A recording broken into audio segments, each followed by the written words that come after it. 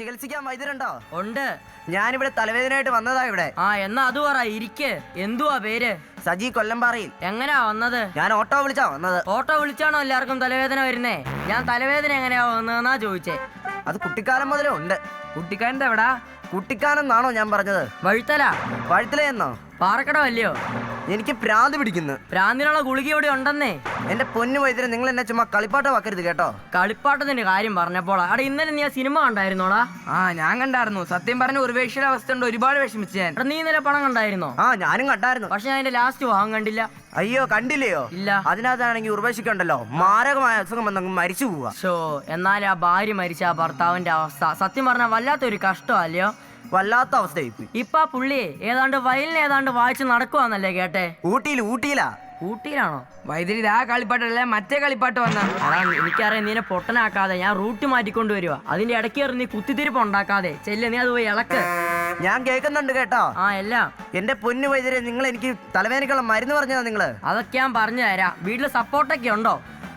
തലവേദന വന്നിട്ട് 5 വർഷമായി, ഒരു സപ്പോർട്ടും ഇല്ല. എടോ, ഞാൻ അതല്ലേ ചോദിച്ചേ. വീട്ടില് സപ്പോർട്ടൊക്കെ തൈ ഉണ്ടോന്ന് ഞാൻ ചോദിച്ചേ. സപ്പോർട്ടൊക്കെ തൈ ഉണ്ടോന്ന് അറിയില്ല, അതിനൊരു കായുണ്ട്. അപ്പൊ നീ അറിഞ്ഞു വെച്ചോണ്ട് എന്നെ കുറ്റപ്പെടുത്തുന്നത് ശരിയാണോ? എന്റെ പൊന്നു വൈദ്യരെ, നിങ്ങളെല്ലാം ഒറ്റമൂലി വല്ലതും ഉണ്ടാക്കി ഒന്ന് പറഞ്ഞതാ. അതൊക്കെ ഞാൻ സംഘടിപ്പിച്ച് തരാം. അതിനു മുമ്പേ നീ തലയുടെ MRI സ്കാൻ ചെയ്തോ, റിസൾട്ട് വേണം. അതെ, ഞാൻ കൊണ്ടുവന്നിട്ടുണ്ട്. കൊണ്ടുപോയിട്ടുണ്ടോ? കൊള്ളാലോ. എടാ, ഇത് നീ വാതിലടയ്ക്കാതെയാണോ സ്കാൻ ചെയ്തേ? അതെന്താ? വന്നവന്റെയും പോയവന്റെയും എല്ലാം തല ഇതിനകത്തുണ്ടല്ലോ. ഞാൻ ഒരു കാര്യം ചോദിക്കട്ടെ, ആരൊക്കെ ഇവിടെ വന്നിട്ടുണ്ടോ? ഇല്ല. ഇത് നീ എവിടുന്ന് എടുത്തേ? Saint Mary's. ഒരു കാര്യം ചെയ്യേ, ഇത് അവിടെ കൊണ്ട് കൊടുത്തിട്ടെ ഇതില് നിന്റെ തല ഏതാന്ന് വെച്ചാൽ അവിടെ ഒരു ചേരി ഇട്ടോണ്ട് വാ. ചെല്ല്. ഞാനിപ്പോ ഇത് അവിടെ പോയിട്ട് എപ്പ വരാനാ? എന്നാ പിന്നെ എന്റെ തലയെ കൊണ്ടുപോ.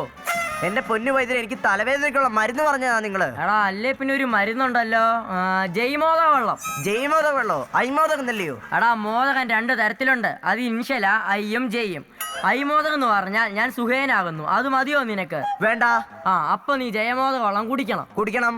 അതിനു മുമ്പേ നീ ഒരു 1000 രൂപ എനിക്ക് കൈനീട്ടമായിട്ട് തരണം. ഇല്ല വൈദ്യരെ, മരുന്ന് തരാതെ പൈസ ഞാൻ തരില്ല. എടാ, അതല്ല, അതിനൊരു വകുപ്പ്. അതുകൊണ്ടാ ഞാൻ പറഞ്ഞേ. ആദ്യം നിങ്ങൾ മരുന്ന് താ. നിങ്ങള് എന്നൊരു കാര്യം ചെയ്യ. എടാ കിട്ടുണ്ണി, ആ മരുന്ന് ഇങ്ങോട്ട് എടുത്തേ. ഇതാണോ വൈദ്യരെ? ഇത്. എടാ, ചാടി കയറി പിടിക്കാതെ. ഇത് കുടിക്കുമ്പോ 2 കൈ നീട്ടി പിടിച്ചു വേണം കുടിക്കാൻ. കൈ മടങ്ങാൻ പാടില്ല. മടങ്ങരുത്. പദ്യം ഉണ്ടോ? ഉണ്ട്. കനകച്ചീലങ്ക കീലുങ്ങി കീലുങ്ങി കാഞ്ചന കാന്തി കൂലുങ്ങി. മതിയോടാ? ഞാൻ പദ്യം പഠിക്കാൻ വന്നതാണോ? പിന്നെ ഈ മരുന്ന് കഴിക്കുമ്പോ ഭക്ഷണക്രമം ഉണ്ടോന്നല്ലേ ഞാൻ ചോദിച്ചത്. ഉണ്ട്. ഇറച്ചി, മീന്, മുട്ട കഴിക്കണോ? കഴിക്കരുത്. എരി, പുളി, കാന്താരി കഴിക്കരുത്. കഴിക്കണം. പച്ചക്കപ്പ, മത്തിക്കറി കഴിക്കണോ? വേണ്ട, പൊതിഞ്ഞോണ്ട് വന്നാ മതി. എനിക്ക് പദ്യം ഇല്ലല്ലോ.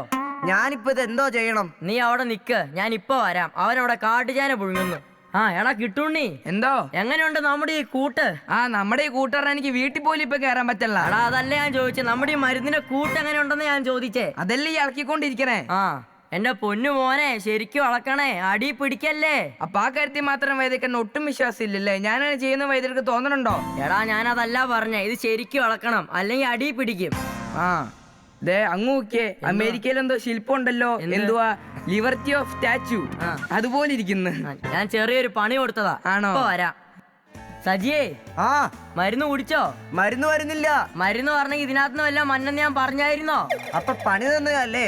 മനസ്സിലായല്ലേ? ഞാൻ വേറൊരു കാര്യം ചോദിക്കട്ടെ? എന്തുവാ? ഞാൻ രാത്രി കിടക്കുമ്പോഴുണ്ടല്ലോ, ഞാൻ പെട്ടെന്ന് ഞെട്ടി അങ്ങോട്ട് ഉണരുവാ. എന്താ ചെയ്യാൻ പറ്റും? എന്നാ പിന്നെ ഉറങ്ങാണ്ടിരുന്നാ പോരെ? നീ അങ്ങനെ സംസാരിക്കല്ലേ. നീ ഒരു 20 രൂപ മുടക്കണം. അപ്പൊ ഞാൻ നിനക്ക് ഒരു ചരട് ജപിച്ചാൽ കെട്ടിത്തരും. നിന്റെ പേടിയൊക്കെ അങ്ങ് മാറും. അപ്പൊ എനിക്ക് 20 രൂപയുടെ പേടി മാത്രമേ ഉള്ളോ? ആര് പറഞ്ഞു? 100-400 രൂപയുടെ പേടി കിടക്കുമല്ലേ നിനക്ക്? എടാ കിട്ടുണ്ണി, എന്തോ നമ്മളെ പയ്യനല്ലേ, പൈസ ഇല്ലാത്തവനല്ലേ. നമ്മൾ ഒരു സഹായം ചെയ്ത് കൊടുക്കാന്ന് പറഞ്ഞപ്പോ അവന് എടാ നിനക്ക് കുത്തലോ? കുഴപ്പമില്ല, ഞാൻ വേറൊരാളെ കൊണ്ട് പൂജിച്ചോളാം. ഞാൻ വേറൊരു കാര്യം ചോദിക്കട്ടെ? എന്തുവാ?